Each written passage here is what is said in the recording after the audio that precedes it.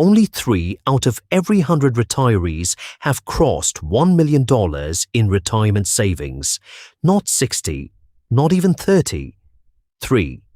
That number comes from an analysis of the Federal Reserve's own household survey, and it means that for the other 97% of retirees, the $1 million mark was never the outcome, and as you're about to see, it was never really the number that mattered anyway.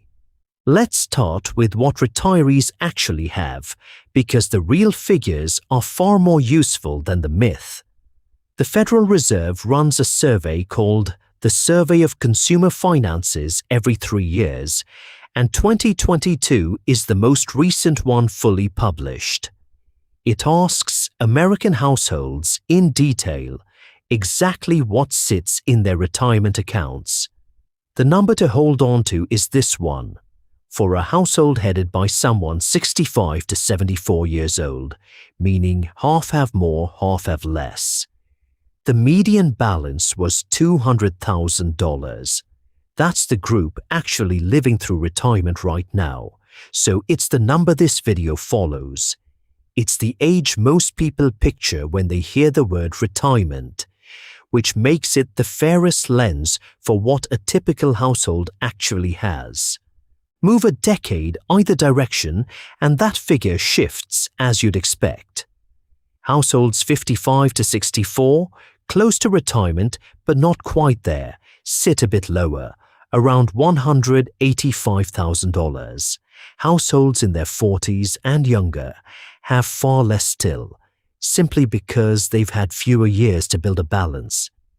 None of that shifts the number we're holding on to.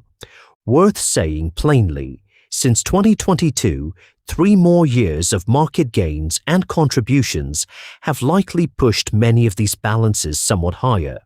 But the Federal Reserve's survey only runs every 3 years, and 2022 is the newest official data available. So it's the most reliable baseline anyone has.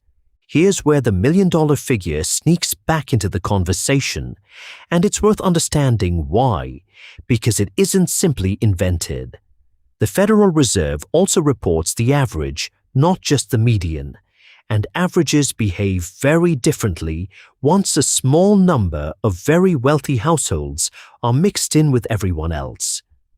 For that same 65 to 74 group, the average balance is $609,000, roughly 3 times the $200,000 median you just heard. That gap exists because a thin slice of retirees hold 7-figure accounts and pull the average way up, while the typical household in the middle of the distribution sits nowhere near it. Vanguard, which administers workplace retirement accounts for millions of American workers, shows the same pattern from a completely different data set. Across its participant base, the average account balance at the end of 2025 was $167,970, while the median was $44,115, less than a third of the average, in a working population that skews younger than retirees. Wherever you look, the gap between average and median tells the real story. A headline that says, "The average account has this much in it," is very often describing a number almost nobody actually has. It's also worth being precise about what's being measured here. These are retirement account balances specifically. 401k plans, individual retirement accounts, or IRAs and similar accounts, not total net worth. For most retirees, a paid-off or partly paid-off home is doing just as much work as anything sitting in a 401k or an IRA. A household can look thin on retirement accounts specifically and still be reasonably secure once home equity and everything else gets counted. That distinction matters because a headline built only on retirement account numbers can make an ordinary household look far more exposed than it really is. So what does typical savings like this actually produce as income? There's a common planning guideline, not a government rule, just a widely used rule of thumb among financial planners that treats about 4% of a balance as a reasonable annual withdrawal in the first year of retirement. It's a starting point, not a fixed formula, and how much you can safely draw down depends on your own time horizon, spending, and the market. Applied loosely, though, it's a useful translator, a way to turn a lump sum sitting in an account into something closer to a monthly number you can actually picture. Take that median 65 to 74 household with $200,000 saved.